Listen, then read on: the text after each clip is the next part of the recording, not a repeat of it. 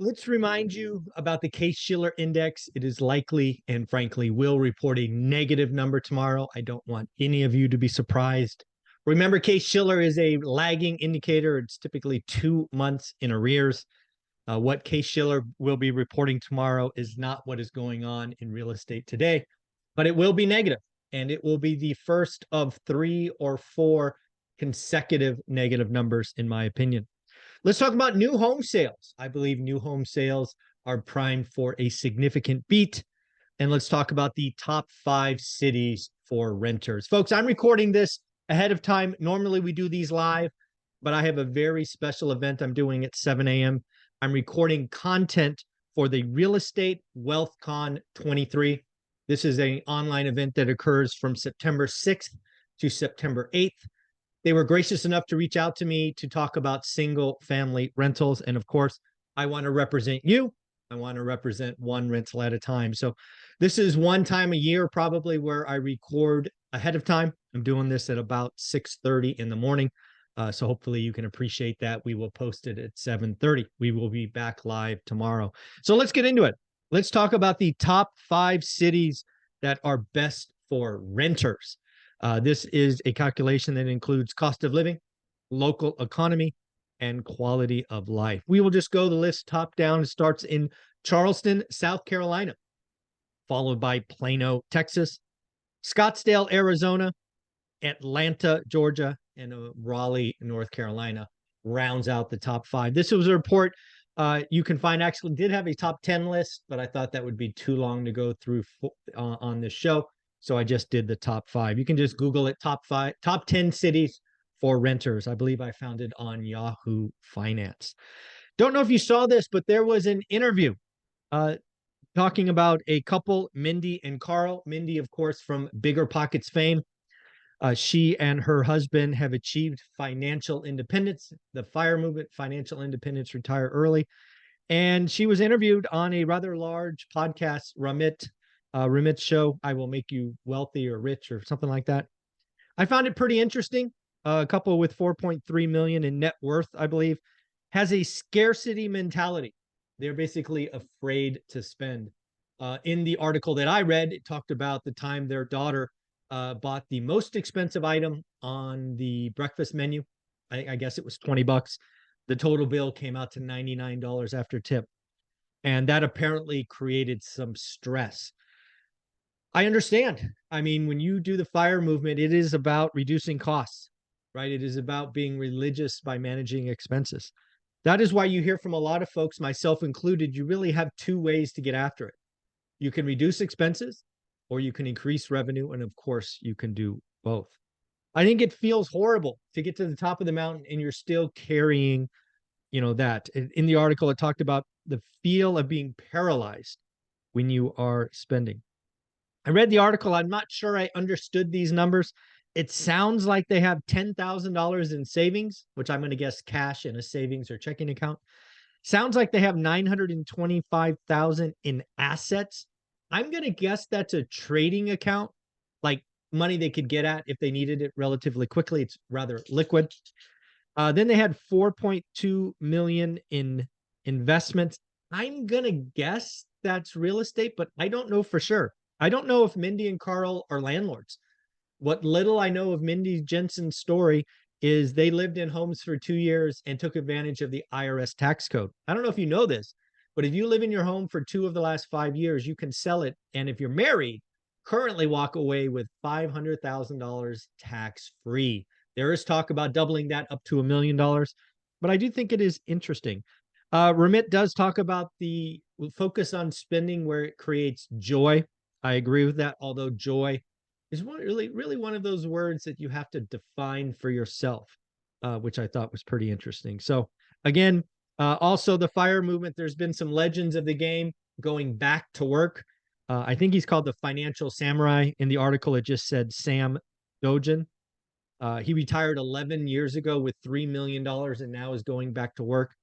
Again, I think you have to find something that you're passionate about. Something like this podcast where we're talking about, something I would do anyways, is a lot of fun for me and I enjoy every day. So let's talk about new home sales because I think they are primed to beat. New home sales expected to be 675K. Last was 683. I think we have a monster beat coming. I think it will be over 700, and I'm going to choose 703.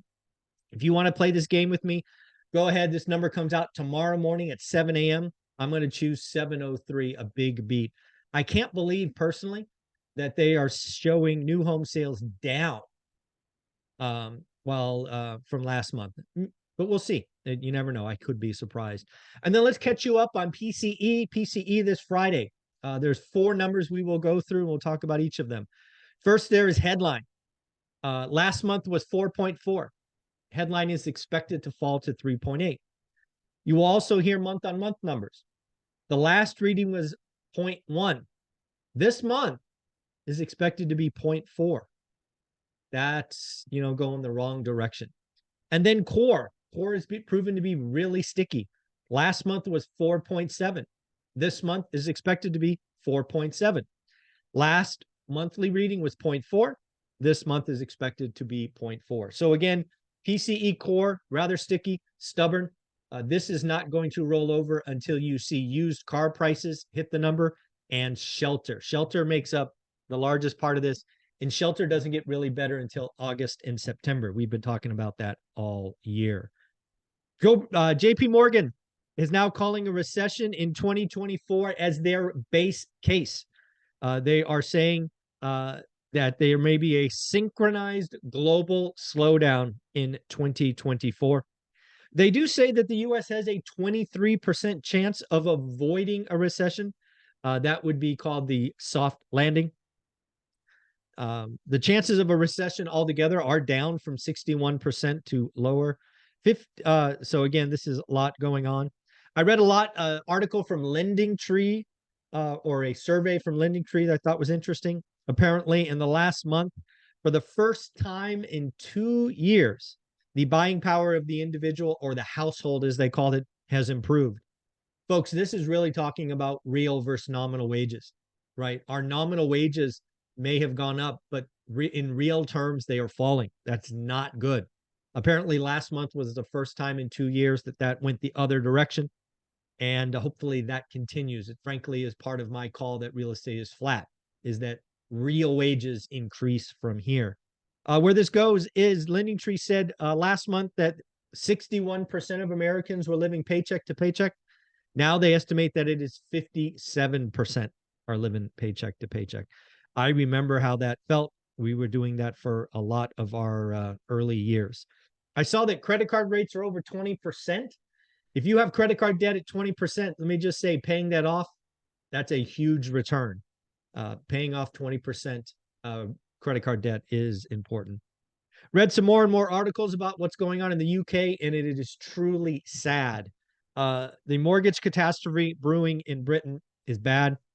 More and more borrowers are going to be pushed to insolvency. With this latest surprise half-point move, it is estimated that 1.2 million additional households in the UK will deplete all of their savings by the end of the year. The UK housing catastrophe, economy has to go into a recession. It is not a good look.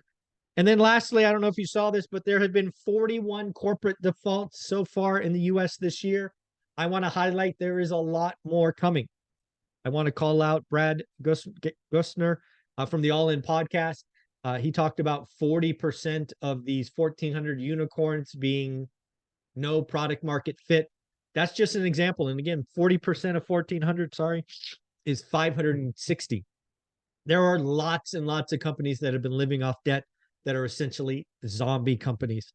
So again, lots of those are to come. And this is part of the cycle. This is why the Fed's going to stay higher for longer. I do believe the Fed is done, but they will not cut for at least a year. They are going to wring out the excesses of the economy. And I think a lot of that will be corporate defaults. And then lastly, Goldman's taking it on the chin. Goldman Sachs CEO went out and bought Green Sky for $2.24 billion as they were trying to get to a larger consumer base.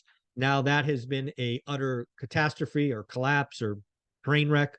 In a short 18 months, they are looking to sell that asset and likely take a very, very large write down.